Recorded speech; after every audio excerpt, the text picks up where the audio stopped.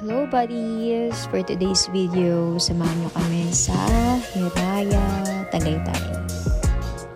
Itong lugar na to, maraming pumupunta talaga dito at dinadayo. Nung pumunta nga kami dyan kahit weekdays, talagang may pila. And together with my kapatid and jowa, charing, and say, ayan, pumunta kami siya.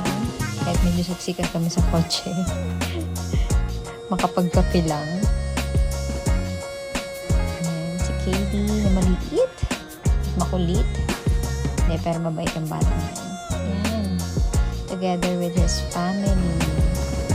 Tingnan mo yan. Tingnan mo yan. Alam mo yung pila na yan. Ganyan, kadami. Kahit weekdays. Mag-aantay ka talaga. Ano pa yung mga tao sa loob dyan? Ang ganda naman kasi talaga ng view, kaya talaga dinadayo. Ang nakakasosyal. Tsari. Yun nga. Tignan mo naman yung tao dito.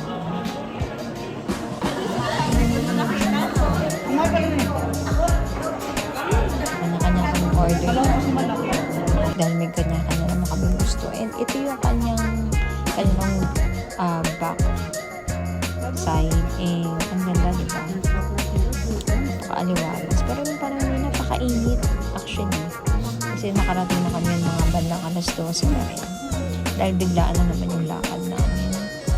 And hindi na kami masyadong tumambay na matagal. At may mga pasok pa kami.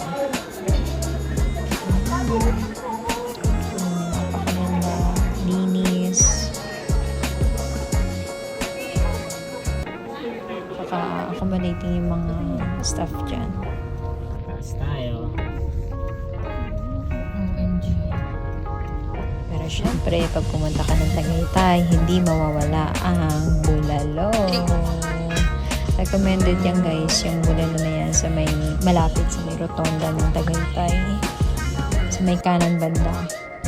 Hindi siya masyadong pansinin yung lugar, pero ang lasa ng bulalo nila. Thank you for all your support guys. Ang presyo lang naman dito sa Starbucks is parehas lang naman din sa presyohan niya sa ibang Starbucks. Ang pinagkaiba lang dito is nasa Tagaytay siya and syempre with the view.